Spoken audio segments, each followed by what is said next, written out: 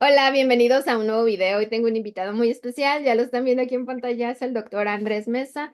Es especialista en odontología estética y restauradora. Él se encuentra en Hermosillo, Sonora, México, y lo vas a encontrar también en Instagram como Andrés Mesa con Z MX. Bienvenido, doctor, ¿cómo estás?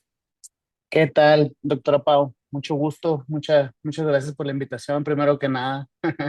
Todo muy bien, aquí listos para hablar una vez más de uno de mis temas favoritos, que es la odontología de mínima intervención.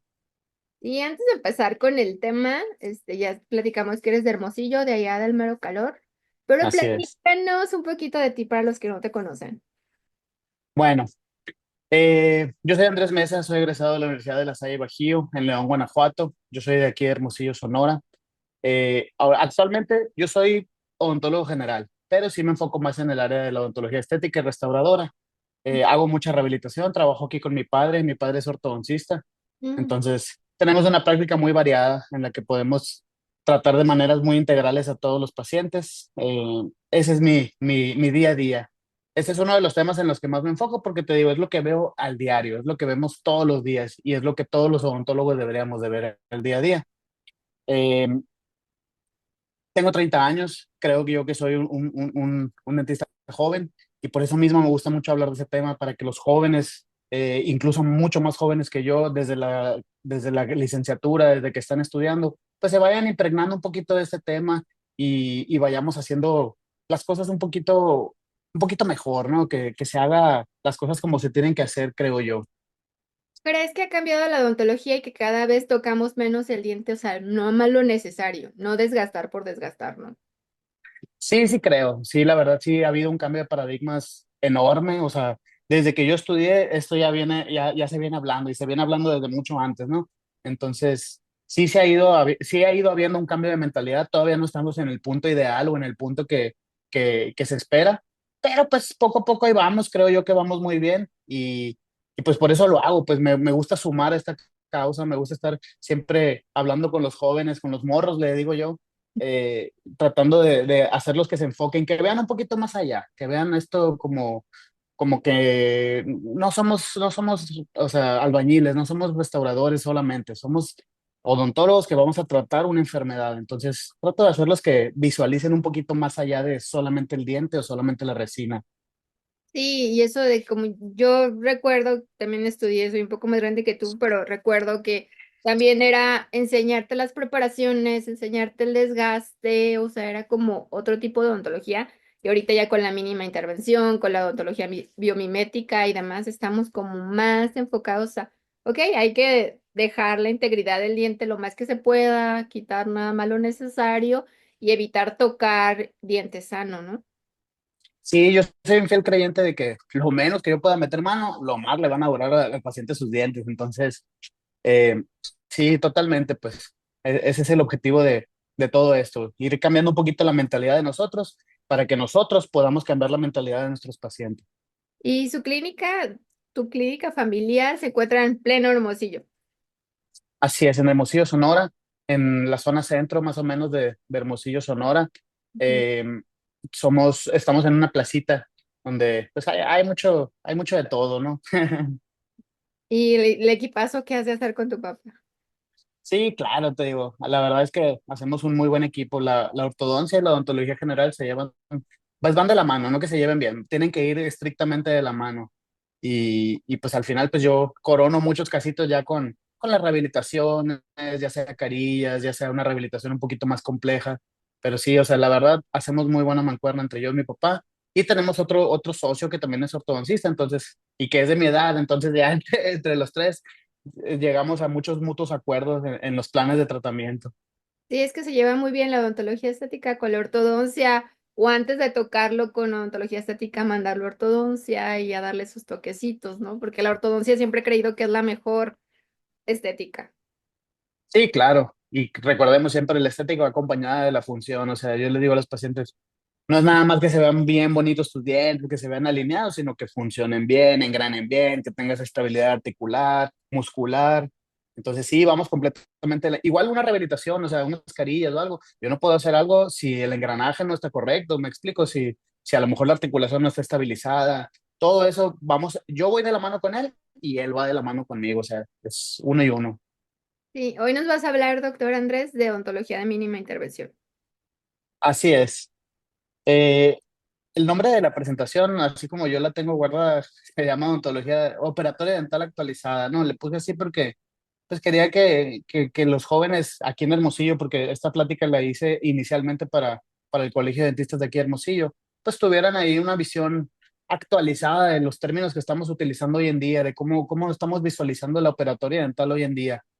Más allá de tocar dientes, pues quiero que se enfoquen un poquito más en cómo tratar la enfermedad generalizada de la caries, ¿no? Ok, está muy interesante el tema para que se queden. Muy bien, pues vamos a platicar un poquito del tema que les comenté, que es la operatoria dental actualizada, ¿no? Que en teoría, pues básicamente es odontología de mínima intervención. Como les decía, yo soy egresado de la Universidad de La Salle Bajío, ubicada en León, Guanajuato. Este es mi alma mater, este es el edificio de rectoría. Una universidad, pues ya con sus años de antigüedad, sus años de experiencia, razón por la cual yo me fui a estudiar para allá, recomendación de mi padre. Aquí tuve la oportunidad de conocer a muy buenos maestros que fueron los que iniciaron o plantaron esta semillita en mi cabeza, ¿no? Fueron los primeros que me hablaron acerca de esos temas. Un doctor bueno, dos doctores que yo recuerdo totalmente y que para mí fueron los inicios de este tema en mi cabeza, fueron el doctor José Cedillo, padre del famosísimo Víctor Cedillo, Sí. y el doctor Armando Hernández, originarios ambos de ahí de León, Guanajuato. Eh, Ellos dos fueron los primeros que plantaron esta semillita en mi cabeza, los que me hicieron ver este tema un poquito más allá de la odontología restauradora, ¿no? O sea, me hablaron un poquito más allá de cómo tratar las causas de la enfermedad, cómo controlar los factores de riesgo del paciente. Y fue ahí, en estos inicios, donde yo dije, a la bestia, algo estoy haciendo mal, o no que algo esté haciendo mal, puedo hacerlo de mejor manera. Puedo modificar desde ahorita que soy joven mi forma de trabajar y llevar mi práctica a otro enfoque. Algo que siempre trato yo de decirle a los jóvenes y decirle pues a todos los odontólogos con los que trato este tema en general, siempre debemos de llevar o de ejercer una odontología basada en evidencia. Es decir, una odontología basada en evidencia es la combinación de tres factores: las necesidades expectativas del paciente, lo que el paciente quiere y necesita; la evidencia científica disponible, que es lo mejor que tenemos hasta ahorita, comprobado por el método científico; y el tercer factor, el criterio clínico y la habilidad de nosotros los operadores. La combinación de esos tres factores nos va a poder llevar a ejercer una buena odontología siempre basada en evidencia científica. Entonces, la base para la odontología de mínima intervención es, siempre les digo yo, retrasar el ciclo restaurador del diente. El ciclo restaurador es básicamente el hecho de que el diente, una vez que comencemos nosotros a tocarlo, que comencemos a crear cavidades en él, a que empecemos a restaurarlo, cada cierto tiempo va a necesitar una resina nueva, cada cierto tiempo va a necesitar una restauración nueva. Cada vez esa restauración va a ir siendo más amplia, más grande, el diente cada vez va a ir siendo más pequeño, va a ir siendo reducido en tamaño, y eso pues va comprometiendo obviamente el pronóstico de vida de esa pieza, ¿no? Entonces, una resina, la siguiente vez va a ser un poquito más grande, la siguiente vez a lo mejor va a ser un poquito más grande, la siguiente vez a lo mejor ya va a ser una incrustación o directamente una corona. Entonces, lo más que podamos retrasar nosotros el ciclo restaurador, más tiempo en boca va a durar esa pieza, ese órgano dental. Entonces, la operatoria dental básicamente es la disciplina de la odontología que nos ayuda o nos enseña a prevenir, diagnosticar y curar las enfermedades. Y en un punto totalmente diferente, nos ayuda también o nos enseña a restaurar lesiones, alteraciones o defectos. Aquí lo que yo quiero recalcar o lo que siempre trato de decir a los jóvenes y a cualquiera que yo trate este tema es que pues no es lo mismo prevenir, diagnosticar y curar la enfermedad que restaurar las lesiones. O sea, la restauración no es el tratamiento de la enfermedad. La restauración es poderle devolver al diente la estructura perdida, pero no es realmente el tratamiento de la enfermedad. Siempre comienzo esta plática hablando un poquito acerca de la enfermedad de caries, ¿ok? La caries es una enfermedad dinámica.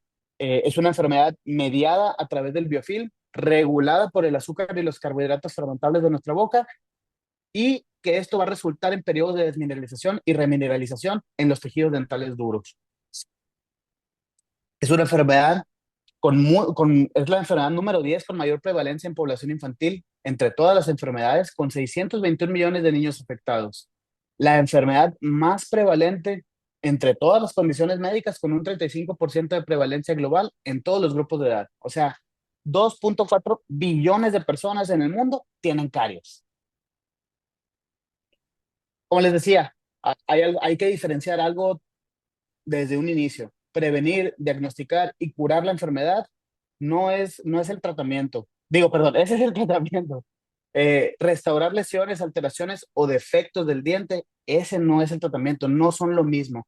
Restaurar no es tratar la enfermedad, ¿no? Ahora, para que empecemos a hablar de esto, también es bien importante diferenciar los tejidos duros, los tejidos dentales duros en los cuales pues vamos a estar trabajando nosotros, comprender sus características para poder nosotros entender de qué manera los vamos a ir tratando y cómo se va a comportar la enfermedad de la caries en estos tejidos, ¿no? Tenemos el tejido del esmalte, que es un tejido cristalino, es un tejido mineralizado duro donde no hay células, no hay inervación, no hay vasculatura, no hay nada. Luego tenemos el tejido de la dentina, que ya es una red de colágeno, una red donde ya vamos a encontrar a lo mejor ya más tejido orgánico, vamos a encontrar mayor contenido de agua, vamos a encontrar ya a lo mejor terminaciones o prolongaciones de los odontoblastos, terminaciones nerviosas, vamos a encontrar un poquito más de tejido vivo, ¿no? Y por último, el cemento de la raíz, que idealmente pues no deberíamos estar trabajando en ese tejido, ¿no? Pero pues ni modo, en ocasiones a veces las lesiones de caries nos van a llevar a trabajar en ese tejido.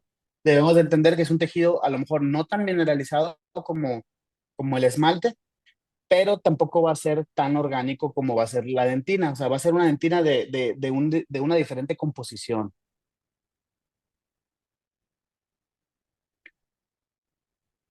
Ahora, al principio les hablaba yo de que la enfermedad de caries es una enfermedad dinámica. ¿A qué me refiero con dinámica? Que va a estar siempre en constante movimiento. No vamos a tener o sea, la enfermedad no va a permanecer inquieta, no va a permanecer quieta, perdón, en una sola fase, ¿no? Sino que vamos a estar a lo largo de nuestras vidas y a lo largo de incluso de un mismo día, vamos a estar nosotros siempre balanceándonos entre un proceso de remineralización y un proceso de desmineralización. La desmineralización se va a producir pues, solamente cuando consumamos algún alimento de cualquier tipo, especialmente ácidos, dulces, carbohidratos fermentables. La remineralización la vamos a conseguir nosotros pues cuando realicemos nuestra técnica de higiene, nuestro cepillado dental, el uso del hilo, el uso de algún enjuague, el consumo de agua, el enjuague de nuestra boca, todo eso.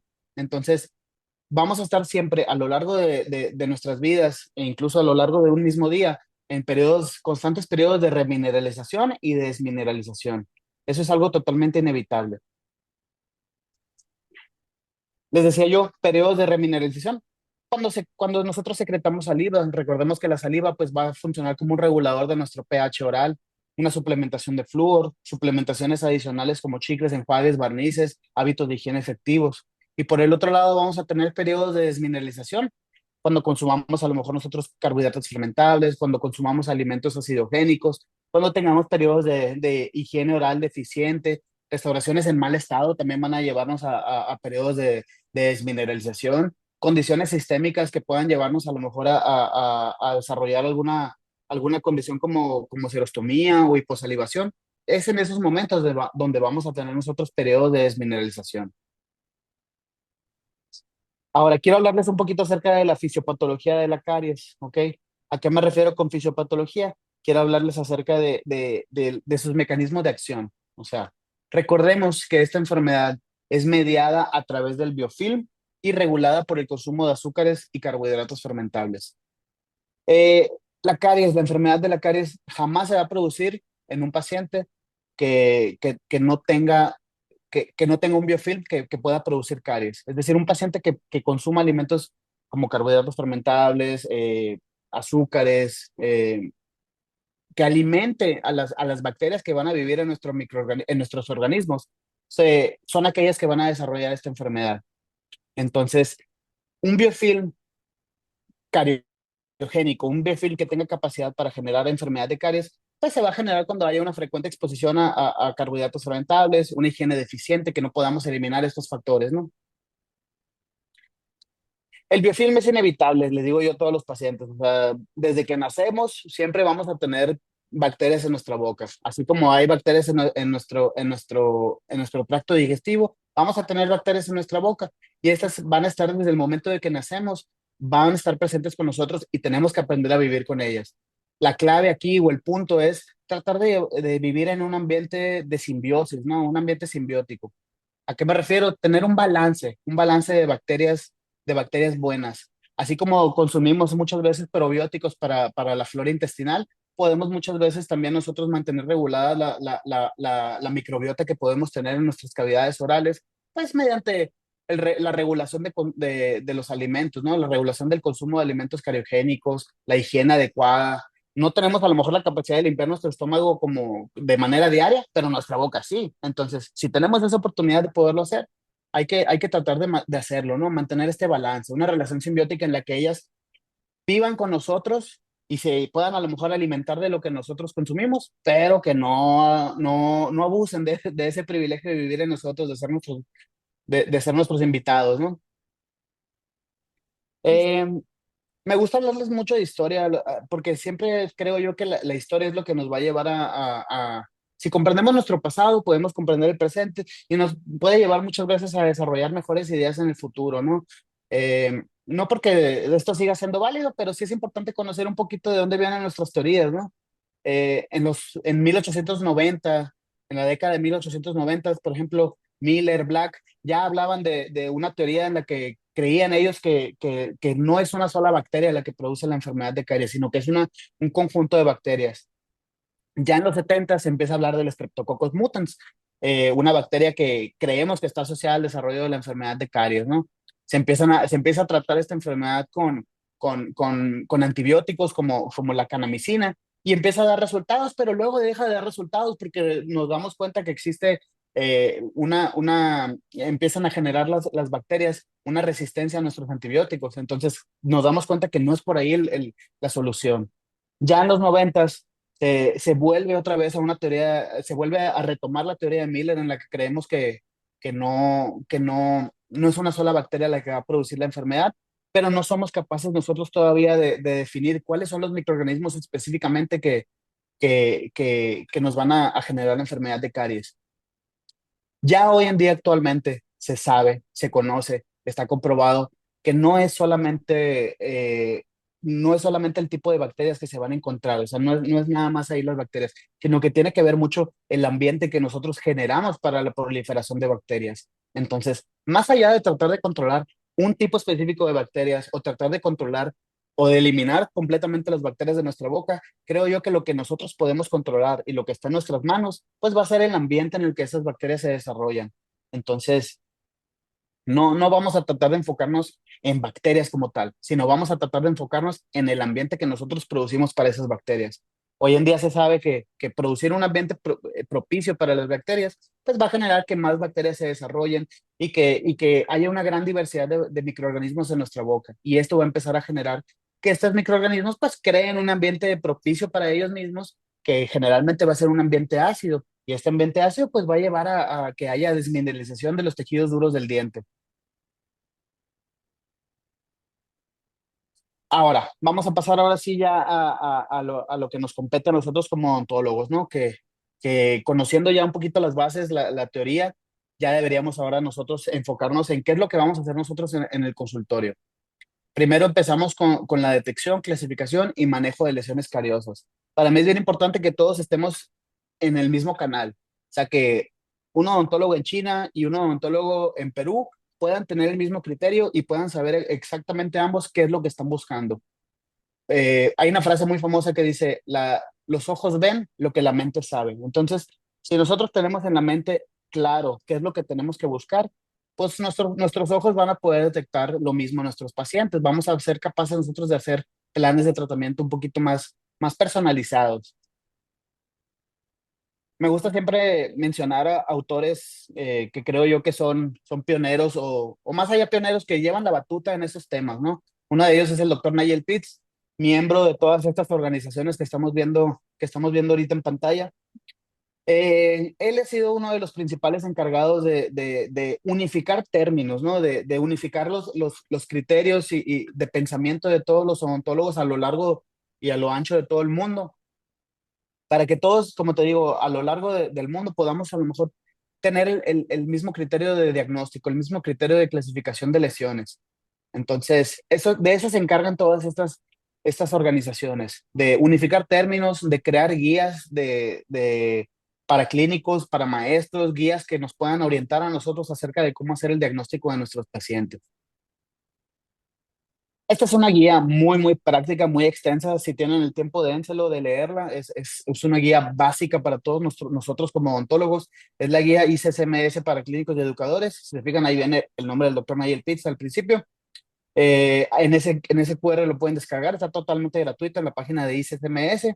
Entonces, eso es lo que ellos buscan, que haya fácil acceso para todos nosotros, para poder conseguir este tipo de documentos y poder todos estar en el mismo canal, todos en sintonía, sabiendo lo que tenemos que buscar y ofreciendo las mejores alternativas para nuestros pacientes, lo que sea menos invasivo o menos interventivo para el paciente. Entonces, yo se los voy a resumir así muy rapidito. Esta guía se clasifica, o bueno, se divide en 4 puntos o cuatro fases, ¿no? La primera es la clasificación de riesgo del paciente, evaluar el riesgo que tiene el paciente de generar caries. Dos, clasificación del estadio y valoración de las actividades de las lesiones cariosas. Es decir, ahora sí, viendo los dientes, clasificar en qué estadio se encuentran y si esas lesiones son activas o inactivas. Tres, tomar decisiones acerca de qué es lo que vamos a hacer nosotros, qué recomendaciones le vamos a dar al paciente, qué indicaciones, enjuagues, chicles, pastas le vamos a dar a nuestro paciente. Y cuatro, si se fijan, es lo último que tenemos que hacer, el manejo de las lesiones. ¿Qué vamos a hacer estrictamente sobre el diente? Le digo, les digo, el número uno es la clasificación de riesgo, es la probabilidad que tiene el paciente de desarrollar lesiones nuevas o de agravar las lesiones existentes. Clasificar el riesgo de caries del paciente es descubrir el porqué de su enfermedad. Aquí es donde platicamos solamente con él. Existen muchas formas de hacerlo. Hay gente que lo hace, yo lo hago, por ejemplo, con una plática muy amena. Trato de platicar con el paciente, que me platique un poquito de su vida, sus hábitos, su profesión, sus oficios. Y ya con eso nos vamos dando cuenta un poquito acerca de su riesgo, ¿no? Sus factores de riesgo, sus factores de protección. Hay cuestionarios que tiene la Asociación Dental Americana, hay aplicaciones como digo, hay cuestionarios que tiene la ICSMS y todo esto nos va a ayudar a poder definir la clasificación de riesgo del paciente, ¿no? Les digo yo, recordemos que es una enfermedad dinámica, entonces va a haber factores que nos puedan proteger, factores de remineralización y va a haber factores que nos puedan afectar un poco, factores de desmineralización. Entonces, factores de protección que puede tener un paciente son pocos, la verdad, ¿eh? Es el uso de pasta florada, es el cuidado dental y el flúor sistémico, es decir, utilizar pasta de dientes con una buena concentración de flúor, al mínimo 1000 partes por millón, un buen cuidado dental, eh, selladores preventivos, profilaxis de rutina, cualquier revisión clínica con un odontólogo mínimo cada 6 meses, aplicaciones de barnices de flúor y ya el flúor sistémico, que es aquel que consumimos pues por medio de agua potable y la red hidráulica de agua que tenemos en nuestras casas, ¿no? Dependiendo de la zona geográfica donde nos encontremos, pues obviamente eso va a variar, pero son pocos los factores que podemos a lo mejor ofrecer de protección para nuestros pacientes. Pocos, pero muy efectivos. Yo creo que lo más importante también es siempre controlar los factores de riesgo.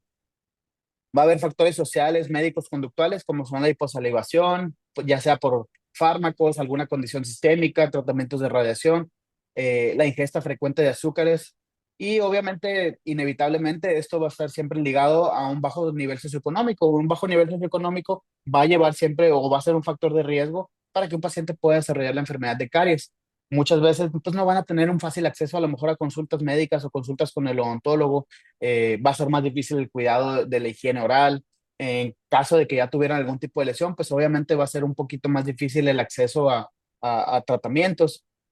Va a haber factores clínicos, experiencias de caries o presencia de lesiones activas. Eso siempre va a ser un factor de riesgo. Mala higiene oral, zonas de retención de placa dentobacteriana, prótesis mal ajustadas, resinas mal ajustadas, a lo mejor características incluso anatómicas ya propias del paciente.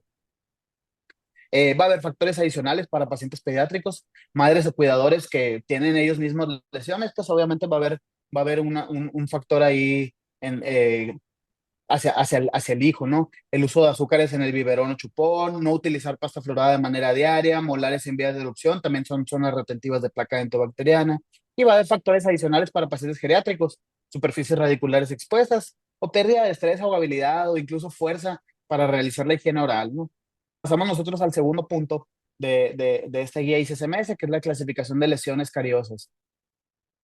La lesión cariosa la vamos a clasificar de dos formas. Vamos a clasificar su estadio con los códigos ICTAS y su actividad con el criterio NIVAT. Ahorita les voy a explicar un poquito más allá. Una herramienta diagnóstica que a mí se me hace perfecta en un mundo ideal es Spectra, ¿no? Spectra es un dispositivo que nos ayuda a detectar severidad o estadio de las lesiones cariosas y su actividad. ¿Cómo lo hace? Es un aditamento, haga de cuenta, es como si fuera una cámara intraoral que pues va a poder detectar productos metabólicos de las bacterias en nuestra boca. Y eso nos va a ayudar a nosotros a poder determinar si una lesión, qué estadio tiene y si es activa o inactiva. Entonces, es una buena herramienta. Lástima, no todos lo tenemos a la mano, la verdad. Les digo, en un mundo ideal, pues podríamos tenerlos todo mundo a la mano, ¿no? Pero si no lo tenemos a la mano, como la mayoría de nosotros no lo tenemos. Hay varias herramientas que nosotros podemos usar y que esas sí las tenemos de manera diaria en la consulta, ¿no? Como les digo, hay que tener los criterios bien establecidos en nuestra mente, una buena visualización de las lesiones, con una buena magnificación y unas herramientas diagnósticas muy sencillas, la más básica de todas, una sonda periodontal. Con eso sería más que suficiente. Porque una sonda periodontal y un explorador, pues ya hoy en día se sabe, hoy en día ya es bastante conocido que lesiones, lesiones incipientes de caries, lesiones o partes de un tejido mineralizado que está sufriendo un periodo de desmineralización, con una puntita muy afilada, como puede ser un explorador, podemos incluso, si no existía una cavidad, crearla nosotros mismos. Entonces, por eso está ya cada vez más en desuso el uso del explorador, ¿no? Ya se está descontinuando el uso del explorador y estamos optando ya por instrumentos de punta Roma, como puede ser una sonda periodontal. Entonces, una sonda periodontal es un instrumento que todos debemos tener básicamente en la consulta y que nos va a servir de manera diagnóstica para poder sentir, para poder palpar la superficie del diente. Vamos a hablar un poquito acerca del criterio NIVAT, que es el que nos va a permitir clasificar si una lesión es activa o inactiva, ¿ok? Este protocolo nos habla básicamente en poder clasificar las lesiones activas o inactivas según sus características físicas. Una lesión activa se va a caracterizar por tener, perdón, una apariencia opaca, es decir, no va a brillar esa superficie del diente, no va a tener ningún brillo y va a tener usualmente en un estadio inicial un color claro, ¿ok? Una textura porosa. Si nosotros tocamos con la punta de la sonda, si nosotros sentimos con la punta de la sonda la superficie del diente, vamos a sentir incluso unas rugosidades, unas porosidades. Y ya en lesiones un poquito más profundas, pues vamos a tener obviamente una dentina reblandecida. Una lesión inactiva siempre va a ser de una apariencia brillante, es decir, va a recuperar su brillo y puede llegar a tener un color oscuro. Aunque la superficie es oscura, puede reflejar un poquito la luz que nosotros proyectamos. Va a tener una textura lisa. Si nosotros lo tocamos con la puntita de la sonda, vamos a sentir cómo la sonda resbala sin atorarse en ningún lugar. Y ya en una lesión un poquito más profunda, un poquito más avanzada, vamos a tener una dentina firme. Para que lo podamos visualizar un poquito mejor, para que lo podamos entender un poquito mejor, les digo, así es como se vería una lesión activa y una lesión inactiva, y así es como se verían en sus diferentes fases, ¿no?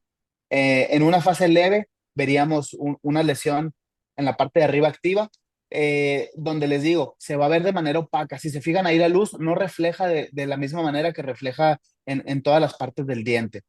Si nosotros pasamos nuestra punta de la sonda por esa zona, muy probablemente vayamos nosotros a sentir incluso las rugosidades que les digo que se sienten en este tipo de lesiones. Comparémoslo con la imagen de abajo, donde a pesar de que hubo a lo mejor una lesión, donde ya se ve ahí un proceso de desmineralización, pues vamos a alcanzar a incluso a ver reflejos de la luz. Ya en fases moderadas o moderadas severas, un color claro, un color amarillo, blanco e incluso marrón claro, vamos nosotros a estar hablando de una lesión activa. Lesiones en surcos donde nosotros veamos pigmentación muy oscura de color negro, normalmente estamos hablando de una lesión inactiva, ¿ok? Entonces hay que aprender a diferenciar la actividad de las lesiones. Una lesión activa va a requerir un tratamiento a lo mejor un poquito más inmediato. Una lesión inactiva, tenemos chance o tenemos oportunidad de nosotros de enfocarnos en otras cosas como controlar hábitos antes de meter mano en ese diente. Ahora, vamos a hablar un poquito acerca de la clasificación del estadio de las lesiones. Ya hablamos de la actividad, cómo clasificarlo entre activa o inactiva. Ahora vamos a tratar de clasificarlo en los estadios de las lesiones. Para esto vamos a usar nosotros el código, los códigos ICDAS, ¿ok? ICDAS es un sistema de clasificación de las lesiones de caries según su estadio. Básicamente, así es como se va a poder clasificar. De código 0 a código 6, siendo código 0 el diente más sano y código 6 el diente más severamente, con la lesión más severa, perdón, de caries, ¿no? Los códigos 2, 3, 4 se van a poder considerar entre moderados, ¿no? Aquí un código QR para que lo puedan descargar. También es algo totalmente gratuito. Es algo de lo que les comentaba yo al principio. Son términos que tratamos ahora de nosotros de que todo el mundo los tengamos a la mano, todo el mundo los tengamos presentes y los podamos usar en nuestra consulta diaria, ¿no? Entonces, es algo primordial.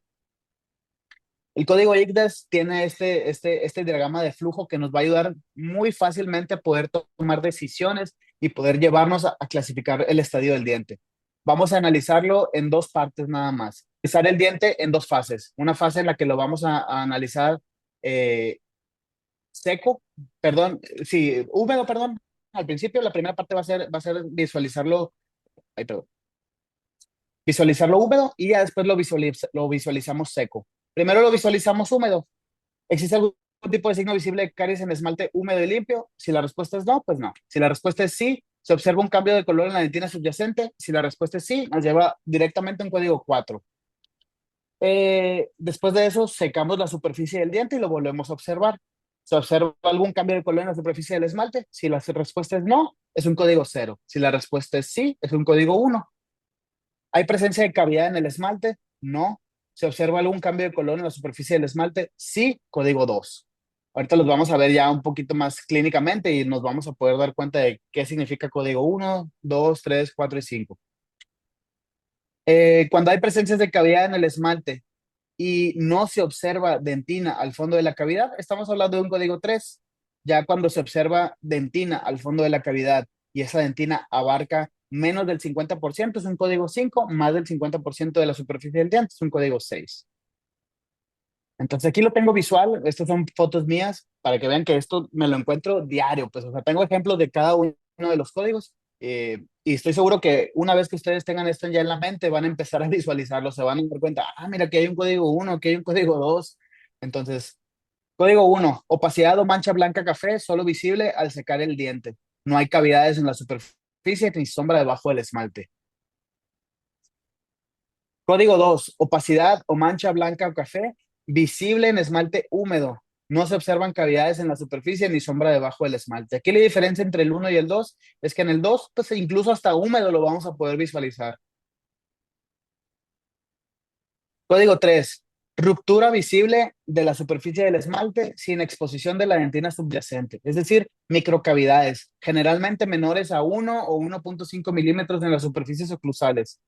Este tipo de lesiones, les digo, va a haber ya una ruptura de la superficie del esmalte, pero no va a haber dentina subyacente, o sea, todavía no estamos en la capa interna de la dentina.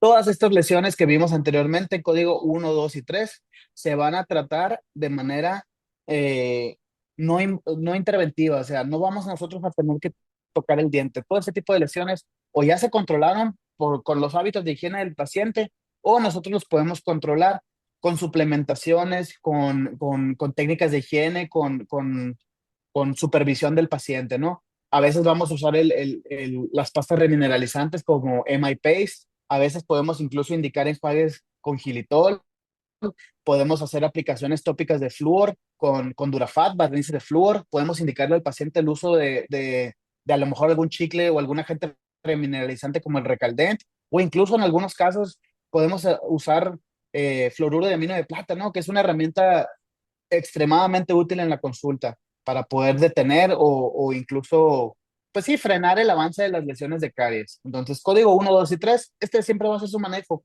No tenemos que hacerles nada, ni selladores, ni resinas, ni abrir el diente, nada, el diente no se toca.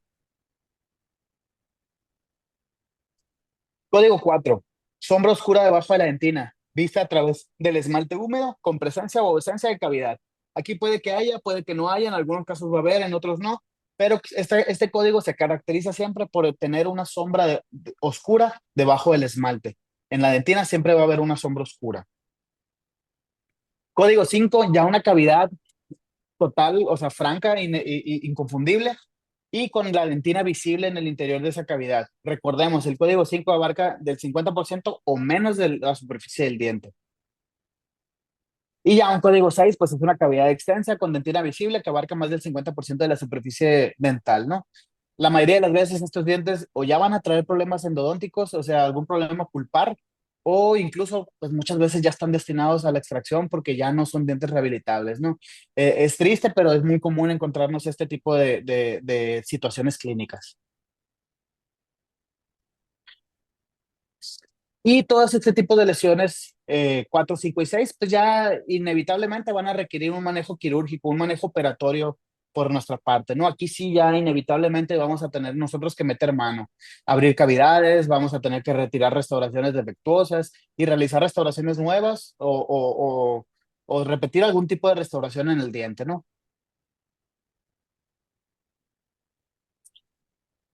Ahora sí, parte 3 de la guía ICSMS, ¿no? En esta fase se busca identificar, elaborar un plan de tratamiento personalizado, siempre enfocado a las necesidades del paciente y basado en los factores de riesgo. Retomando los puntos uno y 2, o sea, consultando eso, vamos a poder nosotros ejercer o vamos a poder nosotros elaborar un plan de tratamiento personalizado para cada uno de nuestros pacientes. No va a ser lo mismo el plan de tratamiento para un paciente que tenga puras lesiones código uno y 2 a un paciente que tenga puras lesiones código 5 y 6, ¿no? Entonces, esta es la fase en la que nosotros nos sentamos, elaboramos un plan de tratamiento, si es necesario lo escribimos, no se esfuerzan siempre por darle al paciente todo en una sola cita, ¿no? A veces tenemos que sentarnos y elaborar un plan de tratamiento con calma.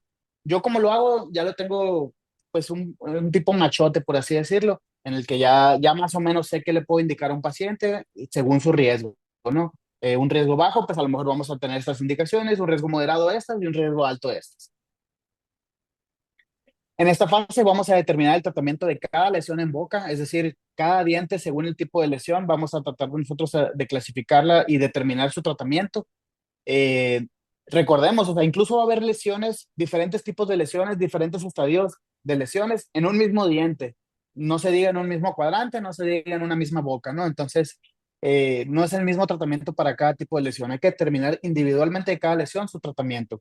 Idear cambios en los factores de riesgo del paciente, identificar sus factores de riesgo, tratar de modificarlos en la medida de lo posible.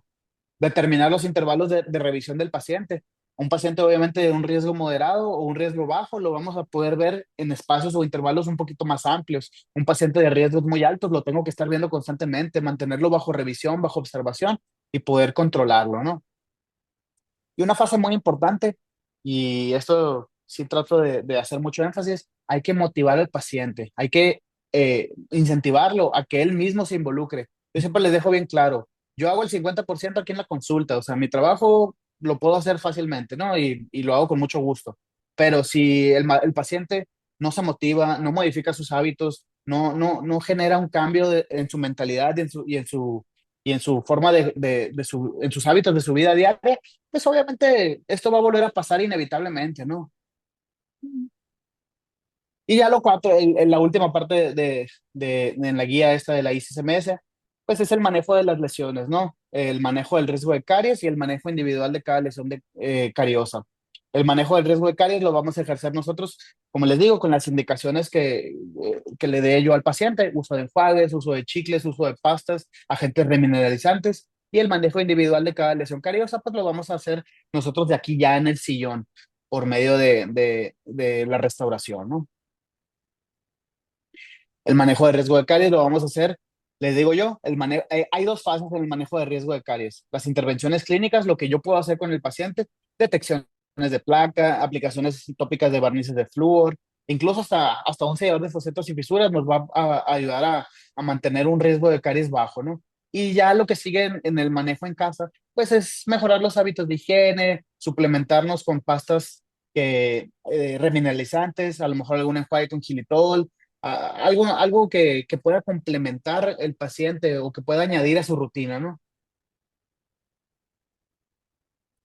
Y ya el manejo de las lesiones, pues lo vamos a ver de dos formas. El manejo no operatorio, que les digo, son todo lo que les mencionaba, chicles, pastas, fluoruro de amino de plata, barnices de flúor, y el manejo operatorio, que ya suelen ser muchas veces o restauraciones de resina eh, o ya selladores de fosetas y fisuras. Vamos a ver ahora sí el manejo operatorio. Ya sabemos, ok, ya clasificamos a nuestro paciente, ya sabemos lo que tenemos que hacer. Eh, Vamos ahora sí a hablar del manejo operatorio. Ya tengo que meter mano estrictamente sobre el paciente, ya tengo que tratar algún tipo de lesión. ¿Qué voy a hacer? Siempre les digo yo a los doctores, ¿no? Los básicos del operatorio dental, los infalibles, los que no te deben de faltar nunca. Unas buenas fresas, magnificación, una buena luz, un buen sistema adhesivo, ya sea universal o estándar de oro, lo que tú quieras, pero hay que usar un buen sistema adhesivo, detector de caries infalible y un sistema restaurador, ¿no? Un material restaurador confiable. Yo confío más en sistemas adhesivos, entonces una restauración de resina para mí no falla, ¿no? Y el aislamiento absoluto, otro básico que no debe faltar en nuestra consulta. Básicos del aislamiento absoluto, pues son las grapas, una buena perforadora con buen filo y saber utilizar cada orificio según lo que se vaya a tratar, según el diente a tratar. Teflón muchas veces nos va a ayudar para poder aislar algunas situaciones clínicas complejas, para retraer encía, tejidos o incluso para poder eh, aislar ya sobre un aislamiento absoluto, poder proteger dientes vecinos y un hilo dental para poder meter bien el dique, ¿no? Poder tratar bien, poder imaginar también a veces el dique entre el diente y la encía.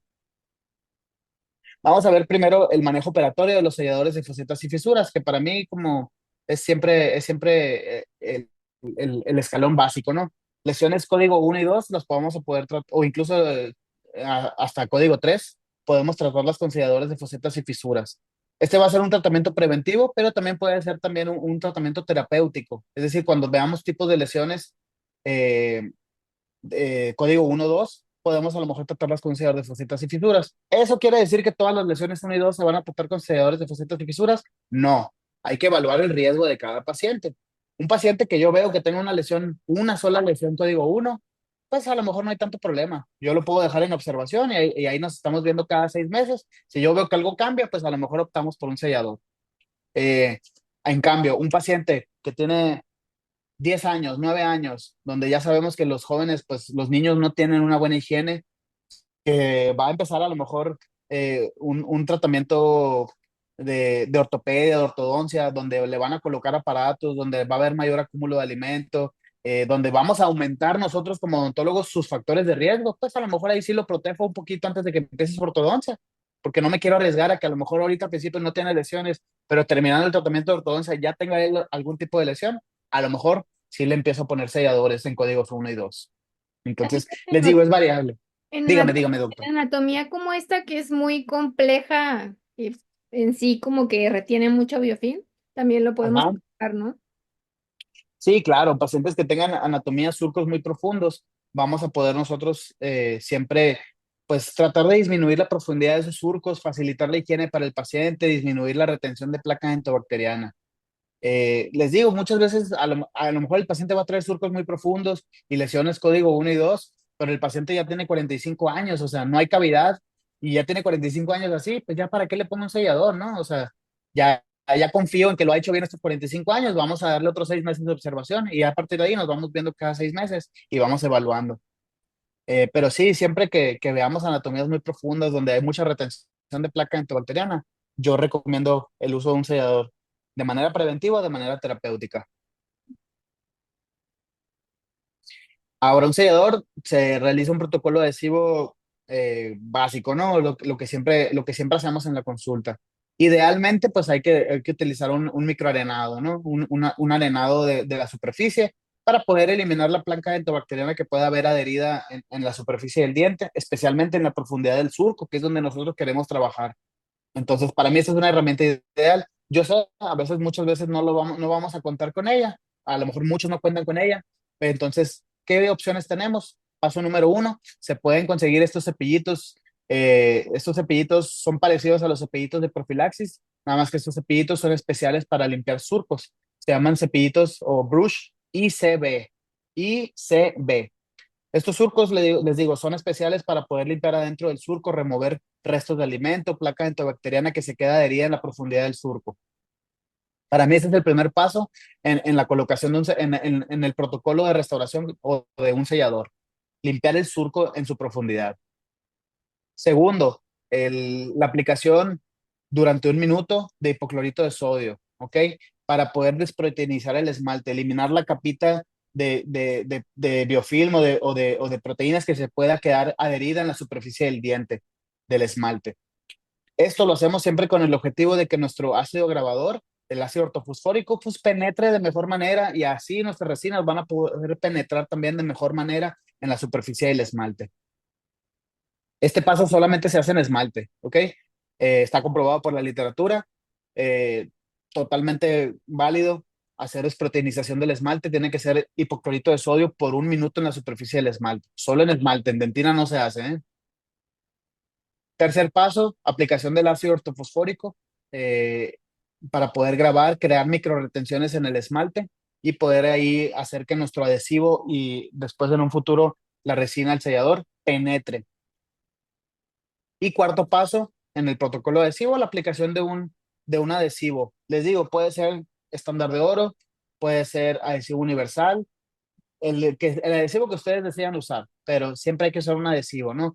El ácido grabador no va a cumplir solamente con la función, hay que añadirle este agente adhesivo.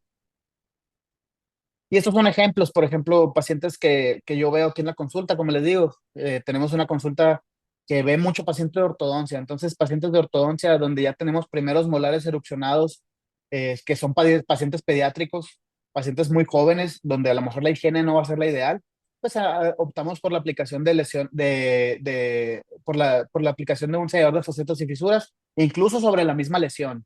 Les digo, a veces va a ser preventivo cuando no existe la lesión, para poderlo prevenir, que no haya una lesión de caries durante su tratamiento de ortodoncia. Pero a veces va a ser un tratamiento terapéutico cuando ya existe una lesión y el paciente tiene un alto riesgo de generar lesiones de caries. Entonces, algo muy importante, se llaman selladores de fosetos y fisuras, precisamente porque van sobre la foseta y la fisura. No deben de ir en alguna otra zona, porque luego me ha tocado ver selladores que pueden a lo mejor estar en alguna superficie como una vertiente de alguna cúspide. Y eso a la larga va a empezar a generar puntos altos de contacto. Digo, en un paciente pediátrico a lo mejor no hay tanto problema porque la oclusión no se define bien hasta más o menos los 14 15 años de edad, pero ya en un paciente adulto, si optamos por esta opción, vamos a generar puntos altos de contacto si no aplicamos el sellador estrictamente donde debe de ir, o sea, donde no intervenga con nuestra oclusión. Y ahora sí, vamos a hablar de las restauraciones mínimamente invasivas, ¿no? Vamos a hablar ya de pacientes a lo mejor en estadios un poquito más avanzados, códigos 4 5 y 6. Ya pacientes en los que un sellador, pues ya no es nuestra mejor opción, donde ya definitivamente tenemos lesiones que invaden dentina y ya tenemos nosotros que hacer algún tipo de restauración de resina un poquito más allá del sellador. Les voy a decir un secreto, algo que a mí me tomó mucho por sorpresa en su momento y yo creo que a lo mejor alguno de ustedes los va a tomar por sorpresa. El detector de caries no detecta caries, ¿no? Eso es algo muy importante que tenemos que aprender a tenerlo en mente. El detector de caries lo que va a hacer, va a detectar colágeno desmineralizado en las lesiones de caries. Entonces, va a ser un ayudante en nuestro proceso de detección de lesiones de caries, en nuestro proceso de poder definir hasta dónde vamos a retirar tejido, pero no debe ser nuestro único aliado, ¿no? Hay varios factores o varios puntos que debemos de tomar en cuenta, no solamente el detector de caries, pero es una herramienta visual porque nosotros necesitamos tener algo visible, que nos va a permitir a nosotros definir límites, ¿no? Entonces, es una muy buena herramienta, pero no es lo único que tenemos a la mano. Desde los setentas, el doctor Takao Fusayama ya nos hablaba de que existen en las lesiones de caries dos tipos de dentina o dos superficies, ¿no? Una dentina infectada, que es la dentina más superficial, eh, que es la dentina donde vamos a encontrar mayor presencia de microorganismos, mayor grado de desmineralización, mayor grado de degradación del tejido del colágeno, y una dentina afectada, que a lo mejor es una dentina, pues sí, a lo mejor ya va a tener algún cierto proceso de desmineralización, pero no va a haber tanta carga bacteriana, no va a haber tanta degradación del tejido del colágeno o del tejido mineralizado de la dentina, ¿no? Entonces, esto es muy importante para que podamos nosotros tener criterios para usar el detector de caries. Esto va a ser muy importante también para nosotros para establecer límites hasta dónde podemos llegar nosotros al momento de remover lesiones de caries en pacientes, sí, en tratamientos operatorios, ¿no? Entonces les digo, la superficie de la dentina infectada va a ser la parte más superficial, mayor carga bacteriana, tejido reblandecido, tejido totalmente desmineralizado, sin capacidad de ser remineralizado. Y dentina afectada, que es una dentina que probablemente tenga cierto daño estructural, a lo mejor ya va a tener algún grado de desmineralización, pero al tacto va a ser una dentina pues un poquito más firme, un poquito más mineralizada, no va a estar tan dañada, por así decirlo.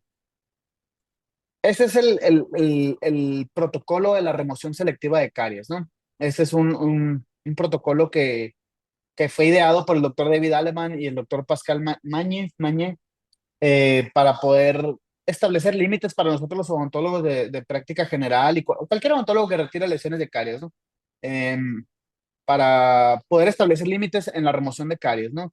Estos límites nos van a ayudar a preservar siempre la vitalidad de los dientes, perdón. Al poner los límites de dimensiones, vamos a tratar de preservar vitalidad del diente, vamos a tratar de disminuir las comunicaciones pulpares de nuestros procesos de restauración y vamos a tratar nosotros de conservar la mayor cantidad de tejido posible. Aquí les pongo el QR para que lo descarguen. Es una guía, la verdad a mí se me hace algo básico, ¿no? Que todos debemos de conocer y algo que todos debemos de tener en mente al momento de hacer nuestras restauraciones o nuestros procesos de rehabilitación. ¿Qué es lo que nos dice este protocolo? Este protocolo nos dice que debemos de respetar algunos límites, algunas dimensiones en los dientes para poder preservar la vitalidad, es decir, la vitalidad pulpar, es decir, no llegar a comunicar con la pulpa dental y al mismo tiempo conservar la mayor cantidad de tejido, ¿no? ¿Cuáles son estas dimensiones? De la periferia del diente hacia el interior del diente en molares permanentes, estamos hablando de 3 milímetros, ¿ok? Estos 3 milímetros es la distancia que nosotros tenemos desde afuera, desde mesial, distal, vestibular, palatino, lingual, hacia el centro del diente, para no toparnos nosotros con la pulpa. Y en una vista desde oclusal hacia cervical, estamos hablando aproximadamente de 5 milímetros, ¿no? Esa es la distancia que nosotros tenemos como un margen seguro en el que sabemos que no nos vamos a topar con alguna superficie o con algún tejido pulpar.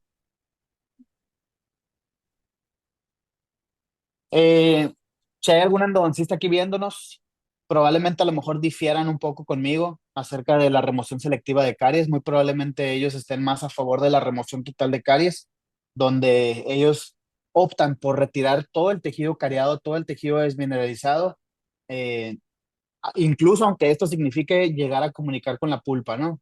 Entonces, si este fuera el caso, cualquiera de las dos técnicas está bien utilizarlas. O sea, yo no estoy ni a favor ni en contra de ninguna. Yo voy a utilizar la remoción selectiva de caries porque en mis manos funciona bien y porque creo que es lo menos invasivo para el paciente, ¿no? Pero si vamos a utilizar la remoción total de caries, eh, pues sí, quiero yo aconsejar a todos los odontólogos a que si vamos a utilizar esta técnica de remoción total de caries, pues estemos bien entrenados para poder manejar a lo mejor alguna comunicación pulpar, ¿no?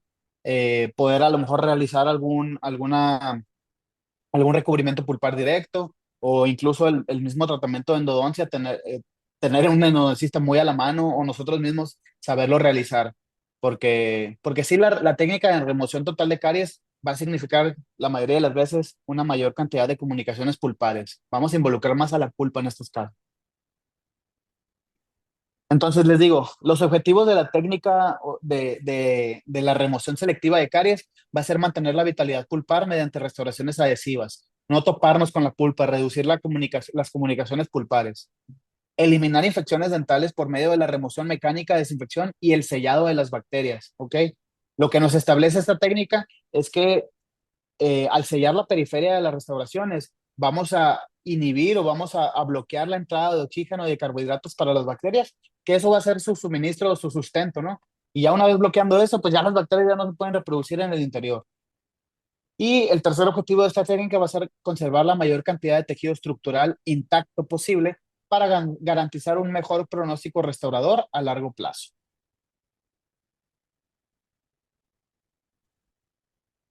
Les decía yo, el detector de caries pues va a ser un método visual que vamos a tener nosotros, una escala visual para poder decidir qué tejido es el que vamos a remover y qué tejido es el que no vamos a remover. Este detector de caries pues va a pigmentar en diferentes tonalidades según la cantidad de colágeno desmineralizado que encontremos, ¿no? Pero muchas veces no nos tenemos que dejar guiar solamente por el detector de caries. Les digo, a veces puede ser nuestro mejor aliado, pero a veces también puede ser un enemigo. ¿Por qué? Porque muchas veces en cavidades muy profundas, donde los conductos o los tubulillos dentinarios van a ser más amplios, se puede incluso llegar a pigmentar esa parte, pero no necesariamente quiere decir que haya una lesión de caries. Y probablemente dejándonos guiar por el puro detector de caries, lleguemos a producir una comunicación pulpar. Entonces, eh, ¿de qué depende o cómo vamos nosotros a saber si retirar tejido o no retirarlo? Pues siempre vamos a tratar de guiarnos con una escala visual, variando la intensidad de lo que es la pigmentación del detector de caries, ¿no? Ahora, imaginemos, ¿no? Ya tenemos nosotros la cavidad realizada, ya retiramos la lesión de caries, tenemos una cavidad muy profunda, una cercanía con la pulpa inmensa. Es necesario en 100% de los casos colocar una base cavitaria, es necesario que nosotros pongamos un liner, como le dicen, debajo de la cavidad, digo, debajo de la restauración. Pues yo generalmente considero que no. A mí me enseñaron el método tradicional en la escuela, ¿no? Donde se colocaba ionómero de vidrio debajo de las restauraciones y después de eso ya se restauraba con resina, ¿no? En casos en los que quedábamos muy cerquita de pulpa. Hoy en día ya se sabe, se conoce, es ampliamente conocido que a lo mejor con una base cavitaria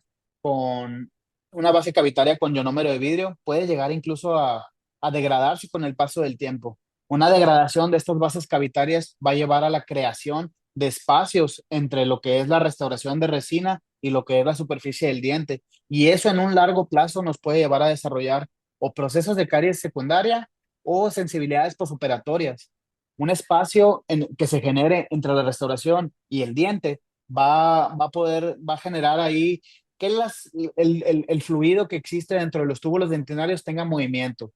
Y les decía yo, el que se generen a lo mejor espacios entre la restauración y el diente, pues va a hacer un espacio que el líquido que existe adentro de nuestros dientes se pueda mover. Y si ese líquido se mueve, va a generar estimulación de las prolongaciones odontoblásticas y eso va a generar en un largo plazo a lo mejor una sensibilidad postoperatoria.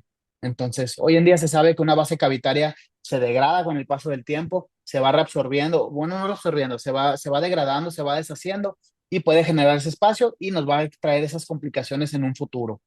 Entonces, mi recomendación, lo que yo aconsejo para todos los doctores, no el uso de bases cavitarias. Y si vamos a usar alguna base cavitaria, usar alguna base cavitaria que sea de algún material a lo mejor resinoso, como puede ser un Teracal PT o Teracal solo. Ese puede ser una buena base cavitaria porque son materiales modificados con resina, pero un ionómero de vidrio, un hidróxido de calcio, cosas así, pues ya a lo mejor no van a tener tanto efecto positivo en nosotros, ¿no? El resin coating, sí, ¿verdad? Sí, claro. De hecho, es lo que vamos a ver ahorita, ¿no? Pero Mm. sí, sí, sin duda, ¿no?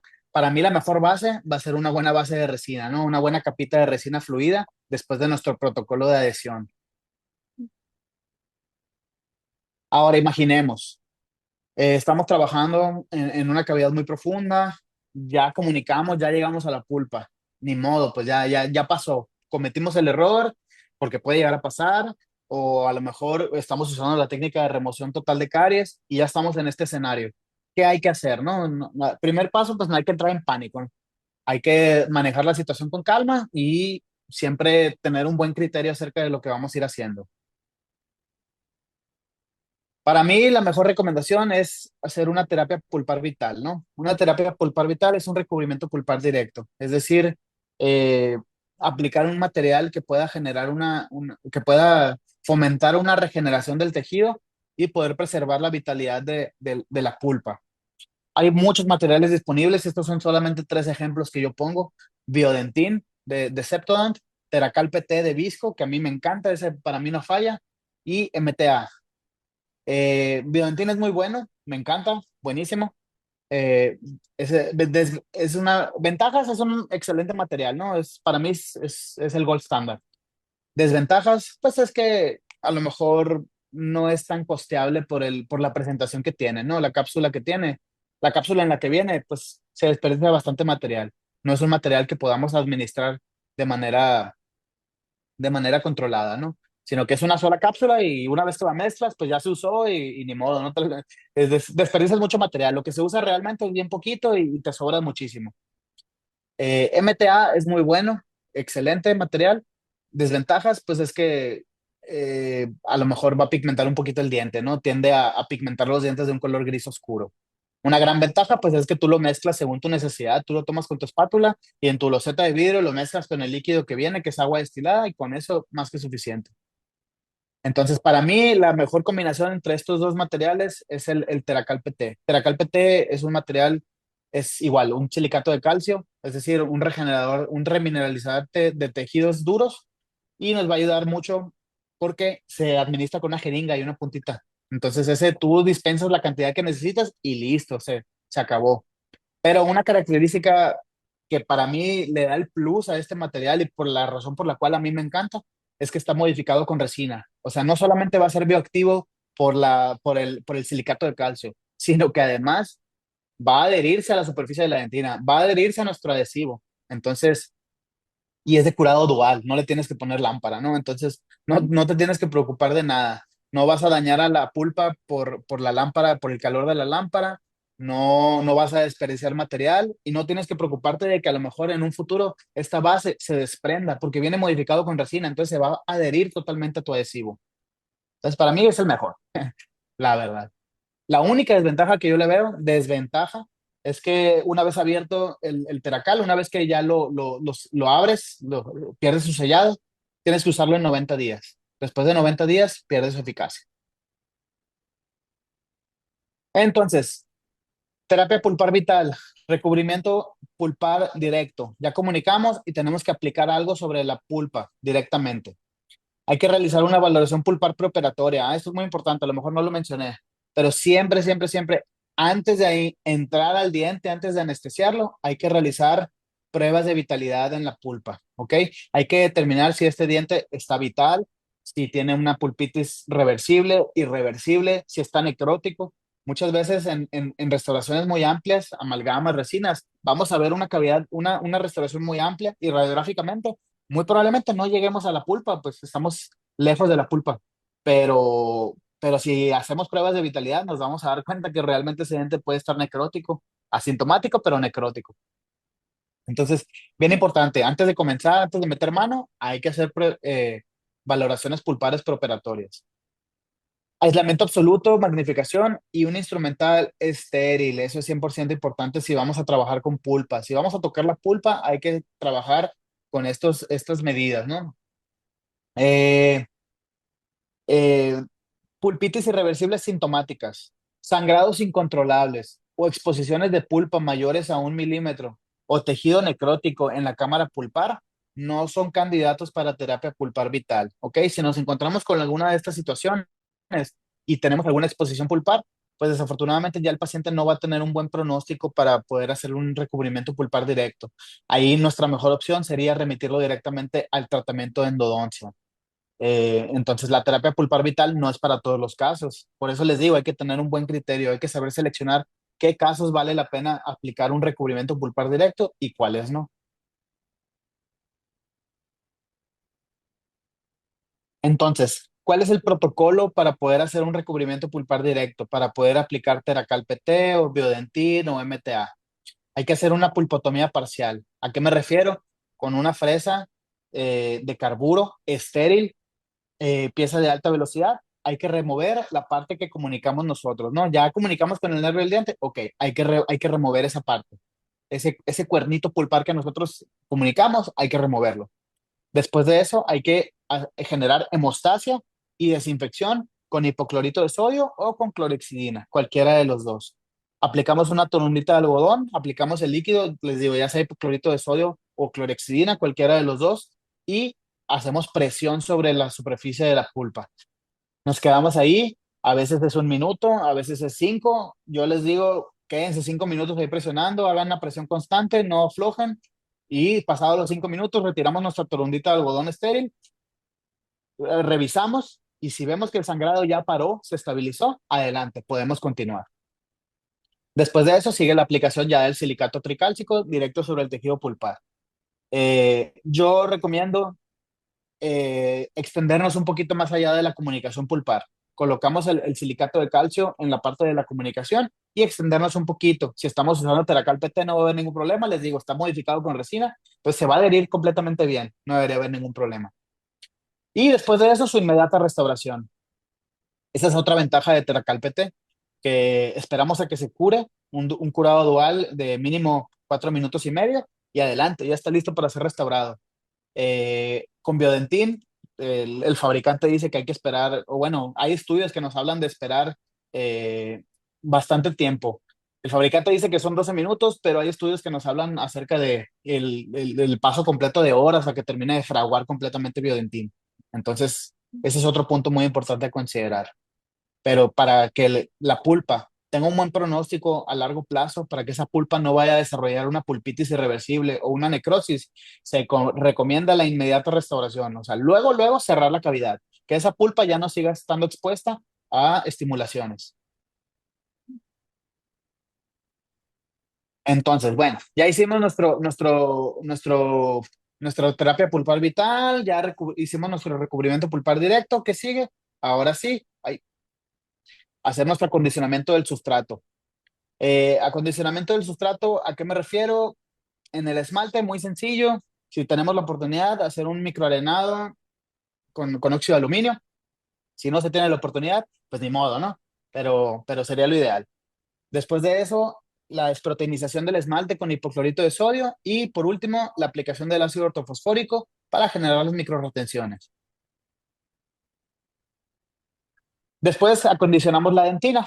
Aquí va a depender de qué adhesivo, qué sistema adhesivo estemos usando. Si estamos usando a lo mejor un sistema de grabado total o un sistema de grabado selectivo. Grabado total significa que vamos a grabar nosotros la dentina, es decir, le vamos a colocar el ácido ortofosfórico a la dentina y después de eso nuestro agente adhesivo, es decir, pues sí, nuestro adhesivo. Y la técnica de grabado selectivo nos habla de grabar solamente el esmalte, como ya lo hicimos en el paso previo, y en dentina aplicar solamente el adhesivo, ¿no? Nuestro sistema adhesivo. Después de eso, una fotopolimerización con una lámpara de buena calidad y listo. Ahora, hay algunos consejos que yo le doy a todo el mundo, a todos los dentistas, para poder optimizar el sistema adhesivo, para poder sacarle el máximo provecho a nuestro sistema adhesivo, a nuestra botellita de adhesivo, poderle sacar el máximo provecho. Paso número 1, agitar todos los componentes, muevan la botellita. Cuando la botellita se queda estática en una sola posición, los componentes más pesados van a tender a sentarse en el fondo de la botella. Entonces, bien importante, tomamos nuestra botellita, y lo agitamos para que todo se forme una sola solución homogénea, es decir, que haya de todo en todos lados. Segundo, una aplicación activa del sistema adhesivo. El microbrush hay que frotarlo, hay que nosotros frotarlo en la superficie del diente. Y siempre les doy este consejo a los clínicos, ¿no? Traten de visualizarlo como si estuviéramos nosotros en la escala microscópica, si nosotros estuviéramos ahí en la dentina. No es lo mismo echarle así nada más en el piso que ponernos a tallarlo, ¿no? Que ponernos nosotros hacer la aplicación activa, perdón, del adhesivo. Tercero, evaporación del solvente. Eso es súper importante. Para que el adhesivo se pueda polimerizar de manera correcta, hay que evaporar el solvente. El solvente va a ser a veces agua, a veces va a ser acetona, a veces va a ser alcohol, a veces va a ser una combinación. Cada adhesivo trae su propia fórmula, ¿no? Pero hay que evaporarlo. ¿Cómo se evapora? Con una jeringuita triple, aplicar aire mínimo durante unos 15, 20, 30 segundos. Entre más tiempo mejor, ¿no? Yo sé que a veces los segundos cuentan demasiado en la clínica, pero es bien importante evaporar el solvente. Eso nos va a generar, nos va a garantizar que cuando nosotros hagamos la fotopolimerización, pues se pueda polimerizar de manera correcta todo el adhesivo y no quede ahí alguna parte sin polimerizar.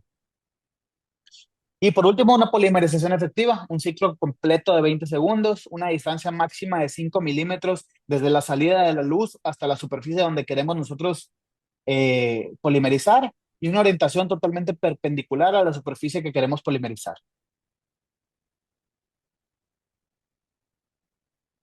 Ahora sí, la parte que me mencionabas tú, doctora, el resin coating, súper importante. Si a lo mejor no realizamos la comunicación pulpar, o sea, si no llegamos a comunicar con pulpa, eh, o aunque lo hagamos, ¿no? Hay que cubrir la dentina con una capita de resina fluida.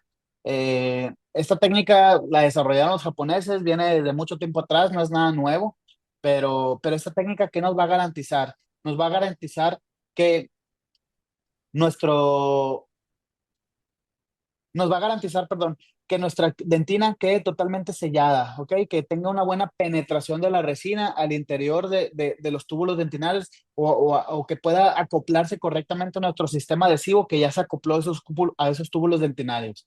El resin coating es una técnica que nos va a ayudar siempre como les digo, a cubrir toda la dentina, sellarla de manera permanente, pero más allá de eso también nos va a ayudar a controlar la contracción de nuestras capas de resina que vamos a aplicar en un momento después.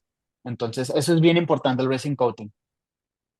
Se coloca una capita de resina fluida y lo dispersamos, ya sea con un aplicador, una espátula, una misma sonda, cualquier instrumento. Y ya lo vamos dispersando. Tiene que ser una capita no mayor a 1 milímetro, entre 0,5 a 1 milímetro, ¿no? Ese es el grosor ideal que debe tener.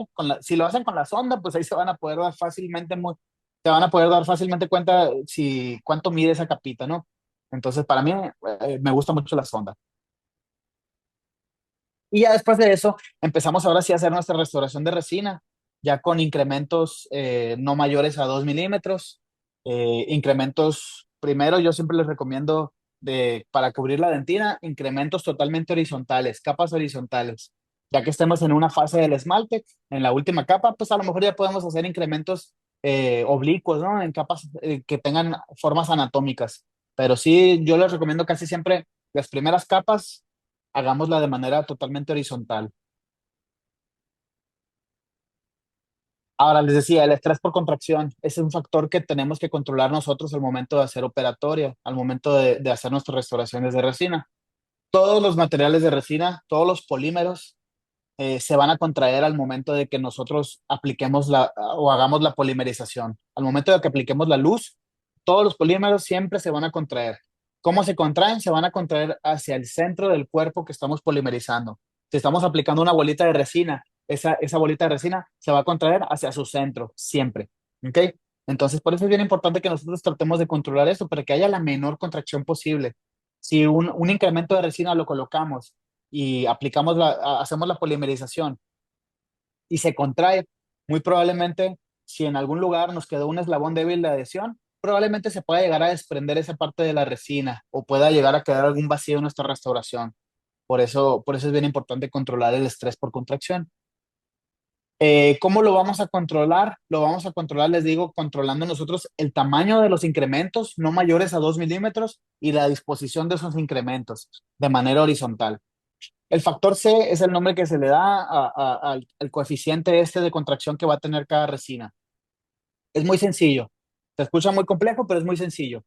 Eh, Básicamente quiere decir que entre más grande sea el incremento de resina, va a haber una mayor contracción. Entre más superficies nos estemos adhiriendo nosotros, va a haber una mayor contracción. Entonces, hay que tener esto siempre en cuenta. Un incremento de resina hay que tratar de adherirlo a la menor cantidad de superficies posibles y también a hacerlos del menor tamaño posible. Y la mayoría de los fabricantes nos indican 2 milímetros es un incremento ideal para las resinas, entonces 2 milímetros a mí se me hace una buena norma, es algo que nos puede llevar poco tiempo. Hay doctores que lo van a hacer en incrementos mayores a 2 milímetros, a lo mejor por falta de tiempo. Hay doctores que tienen todo el tiempo del mundo y lo van a poder hacer de punto 5 en punto 5, no hay ningún problema, cada quien decide lo que hace, pero, pero sí, para mí esta es la recomendación. 2 milímetros se me hace una muy buena opción. Entonces, hay estudios que ya nos hablan acerca de la disposición de nuestros incrementos, ¿no? O sea, los incrementos oblicuos, verticales e incrementos horizontales. En todos estos estudios analizados o en todas estas muestras, pues el mejor desempeño lo obtuvimos cuando colocamos una capita de resina fluida, como el resin coating, en la cavidad de la dentina y con los incrementos horizontales. Por eso les digo yo, los mejores resultados en estas pruebas de microtensión se han obtenido con incrementos horizontales y con una capita de resina fluida en la superficie de la cavidad. Entonces, para mí esa es la forma que yo recomiendo a los doctores hacer sus restauraciones. Entonces, ya hicimos nosotros el protocolo adhesivo, ya hicimos nosotros los incrementos horizontales, ya estamos ahora sí en la parte de reconstruir anatómicamente, ¿no? Siempre les recomiendo, hay que guiarnos con la anatomía remanente, o sea, lo que nos queda de estructura del diente nos va a ir dictando cómo deben de ser nuestras restauraciones. No podemos ponerle una anatomía de recién nacido o de un paciente joven a un paciente que ya está, por ejemplo, todo desgastado, ¿no? A un paciente que tiene problemas de oclusión, un paciente que tenga cúspides muy planas, vertientes muy poco pronunciadas, no le puedo poner yo una anatomía perfecta, ¿no? Porque pues no va a embonar, no va a engranar.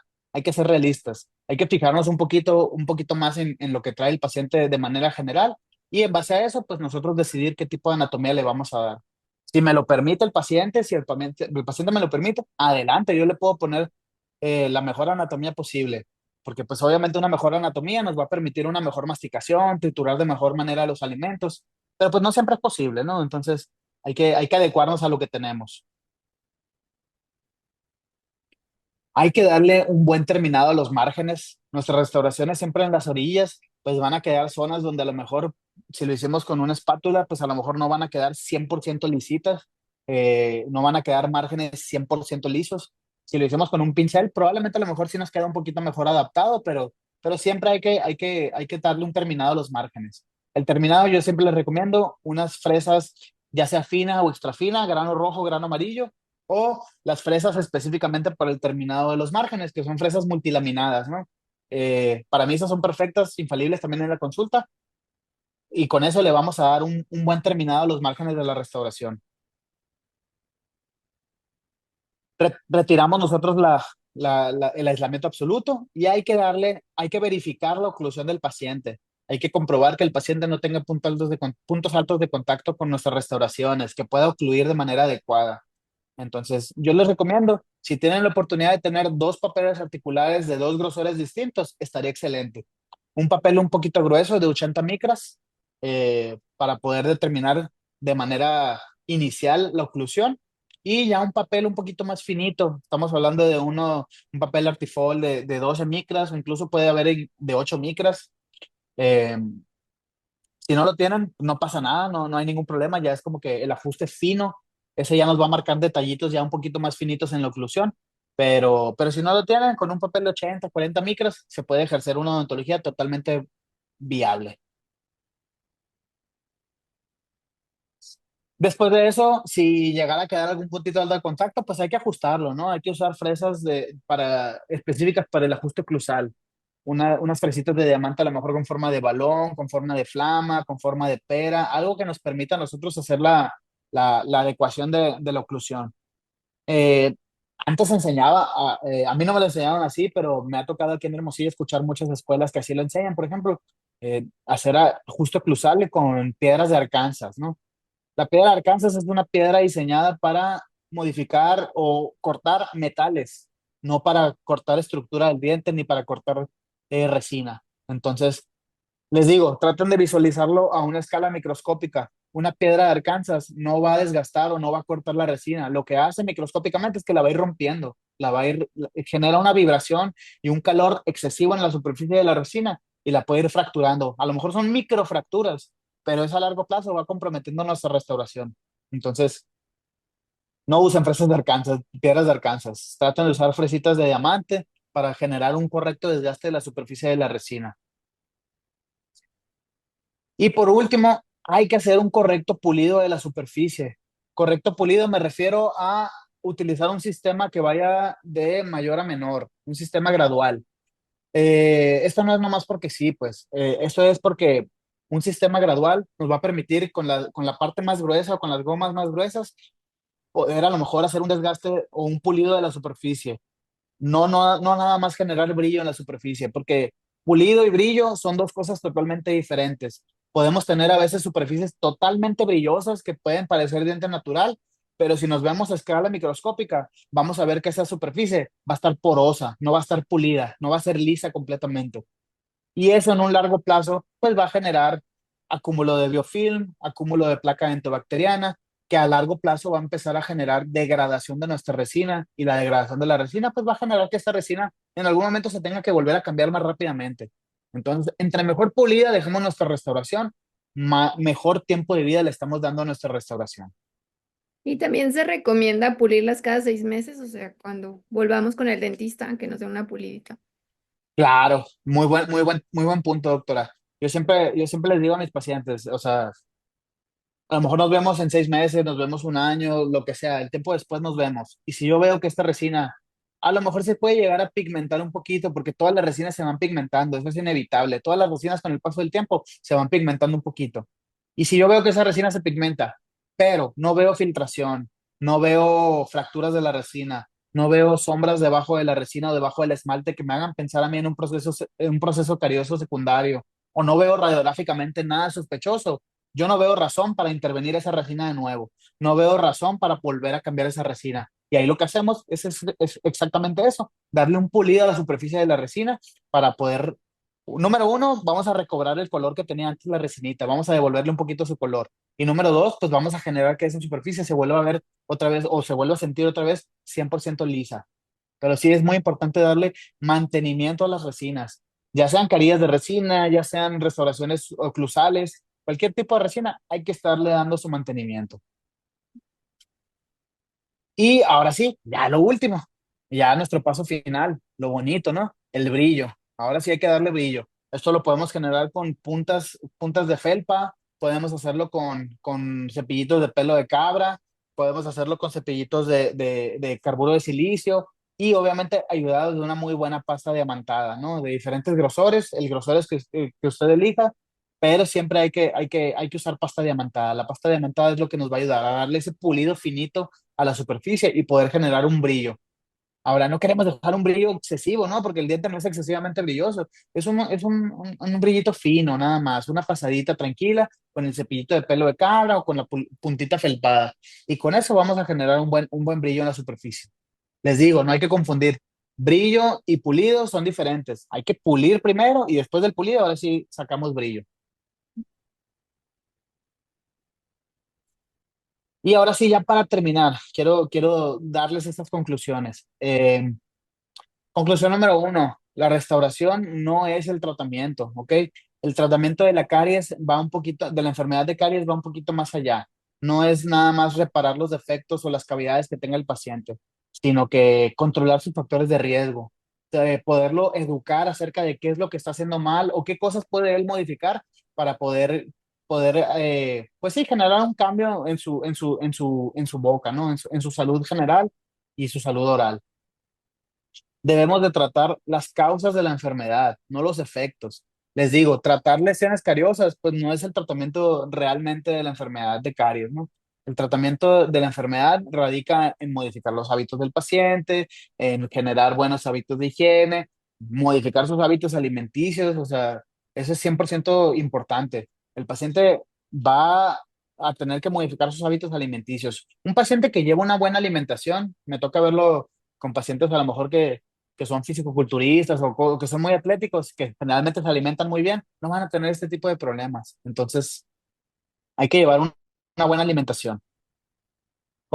Tercera conclusión, no todas las lesiones son iguales, no todas requieren el mismo tratamiento. Dependiendo de su estadio y dependiendo de su actividad, vamos a definir nosotros el plan de tratamiento para cada tipo de lesión.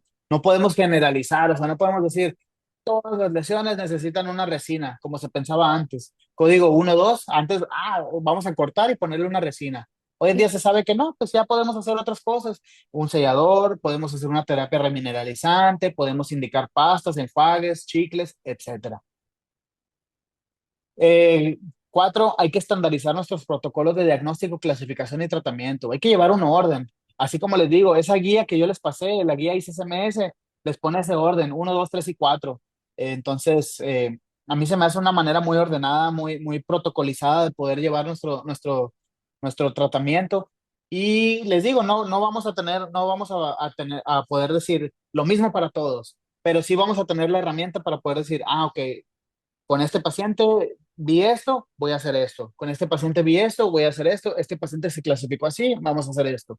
Entonces, eso es a lo que me refiero con estandarizar protocolos de diagnóstico, clasificación y tratamiento. Y la última, que para mí sería una de las más importantes, debemos retrasar lo más posible la intervención clínica en los órganos dentales. Tocar lo menos posible. Lo menos que toquemos los dientes, lo más que van a durar esos dientes. Entre menos toquemos un diente, mayor pronóstico de vida va a tener esa pieza. Entonces, es importante eso. No hay que, a veces vemos un paciente ahorita a los 6 7 años de edad y le hacemos una resina en un primer molar por una lesión código 1. Imaginemos, en Mm. 6 7 años, cuando el paciente ya tenga 13 años, segunda resina. Cuando el paciente tenga 20, tercera resina ya más grande. Cuando el paciente tenga 27, a lo mejor ya estamos en una incrustación. Y en los 34, el paciente ya tiene una corona. Y a lo mejor en 7 años más, a los 41 años, el paciente ya perdió la pieza, pues. Y ese paciente, si bien le va, pues va a vivir hasta los 70 80 años, o sea, ya a la mitad de su vida va a haber perdido una pieza y no es nomás una, pues, o sea, el paciente va a ir perdiendo, generalmente tienen problemas en múltiples piezas, no nada más en una. Entonces, por ahí va la cosa. Trato de incentivarlos a que, pues sí, toquen lo menos posible el diente, que retrasemos nuestra intervención y prolonguemos el tiempo de vida de cada pieza. Y antes era surco negro, dale, con la fresa. O sea, no, no Sí, analizábamos cada lesión, cada diente de forma individual, ¿no? sí, no, te digo, a mí me lo enseñaron así, incluso yo lo veía en mis clases de operatoria, surco negro y yo hasta me lo saboreaba porque tenía que cumplir con mis requisitos de resinas en la carrera, ¿no? Desde ahí ya vi 10 Sí. resinas, ya la hice. Y hoy en día, pues a muchos dentistas ahora lo ven por el lado económico, ¿no? O sea, antes era por cumplir con requisitos clínicos, ahora a lo mejor queremos, pues todos andamos buscando el dinero, pues obviamente todo el mundo necesitamos dinero para vivir. Entonces muchos dentistas a veces, ay, 10 surcos negros, ya vi 10 resinas, ya la hice. Ujú. Pero hoy en día pues ya sabemos que no es lo ideal. O sea, yo les digo esto, ahora ya lo saben y si lo van a continuar haciendo de esa forma, pues adelante. Pero ya saben que está mal, ¿no? Ya saben que no es lo ideal y que no es lo que... Y también me interesa mucho que esta información siempre llegue a pacientes, para que el paciente mismo no se deje, pues, o sea, que el paciente pueda decir, pero pues a lo mejor ahí no necesito una resina, a lo mejor me pueden hacer un sellador. Ya me han llegado pacientes, fíjate, de otras clínicas que me dicen, ay, fíjese, me dijeron que era una lesión inactiva, que me podían hacer un sellador. Y yo, muy bien, hasta me da gusto, la verdad, me da mucho gusto cuando un paciente llega así. No, y dentistas, también la prevención se cobra, también los selladores se cobran, o sea, Claro, no todo es como que si no pongo resina a fuerzas voy a dejar de ganar, pues no. O sea, también el paciente te lo va a agradecer de la vamos a tener en observación, está empezando, está inactiva, un selladorcito, y vamos viendo cada 6 meses cómo evoluciona. También el paciente te lo va a agradecer de no me va a tocar mi diente y ahí me colocó algo que me va a ayudar y me va a remineralizar mi cepillado y estar ahí con la muelita. También se agradece y creo que eso ha cambiado, como tú dices, doctor, y es importante que esta información les llegue a los estudiantes, a los odontólogos y a todos para poder atender mejor a nuestros pacientes, como nos gustaría que nos atendieran a nosotros, ¿no? claro, eso es lo que yo trato de ofrecer y lo que trato de enseñarle a los doctores, ¿no? Hay que tratar como nos gustaría que nos traten a nosotros, o sea, que nos toquen lo menos posible Ujú. y que nos lleven un control, una observación, simplemente eso. Yo eso es lo que yo trato de hacer en mi consulta. Llevar una muy buena observación, documentar todo, obviamente, y llevar un protocolo ahí personalizado, o más bien un plan de tratamiento personalizado para cada paciente. Muchísimas gracias, doctora, por la invitación. Muchísimas gracias a todos los que nos ven por su atención. Esta fue una muy, muy breve introducción de todo este tema, porque este tema es muy amplio, ¿eh? De verdad es algo súper amplio. Hay demasiada literatura acerca de ese tema. Si algún día quieren conocer un poquito más de ese tema, pueden verme en redes sociales. Siempre estoy subiendo mucho contenido de eso. A lo mejor ya no tanto como antes, pero sí subo mucho contenido, más que nada para odontólogos, para clínicos. Pero también muchos pacientes luego me escriben si tienen alguna duda y yo trato de orientarlos un poquito más. Si algún clínico tiene alguna duda, quiere reforzar algún tema, lo que sea, yo siempre estoy abierto, me encanta ese tema, o sea, yo vivo de esto y me encanta platicar de esto, o sea, es mi pasión, entonces no me molesta para nada, a lo mejor no estoy todo el día ahí en el celular porque tengo cosas que hacer, pero cuando tengo el tiempo me lo doy y contesto mensajes y ando ahí platicando con la raza. Sí, y aquí en tu Instagram tomas fotos como las que vieron aquí, fotos increíbles que toma clínicas y ahí también las sube, casos clínicos, tips para que los sigan. Aquí el código QR es para tu Instagram, ¿verdad? Así es, es un código para mi Instagram, que es la red que más uso, prácticamente es la única que uso. Si no, pues así me pueden encontrar, Andrés Mesa MX. Y pues cualquier cosa que se les ofrezca, yo siempre estoy ahí. Si quieren alguna recomendación también de literatura, me encanta leer, entonces siempre tengo algo ahí a la mano, y si no, ahí lo tengo en mi base de datos, tengo muchísimo, entonces También. yo comparto. Sí, también si necesitan un conferencista ahí en Sonora Hermosillo, pues también aquí el doctor Andrés Mesa puede ir a sus universidades, puede dar cursos y demás. Te agradezco mucho que hayas venido, está muy interesante el tema de hoy. Agradezco que hayas aceptado la invitación y que hayas venido aquí a Odontoblog a compartirnos tu conocimiento, doctor. Gracias. No, gracias a usted por la invitación, doctora. La verdad, yo estoy muy agradecido. ¿Alguna duda, algo que quieran que repasemos? Sí, aquí déjenos sus dudas, preguntas, pueden contactar al doctor o dejar aquí sus dudas en el video. Doctor, también si te quieren contactar, derivar pacientes o algún paciente que quiera acudir contigo, también aquí en Instagram.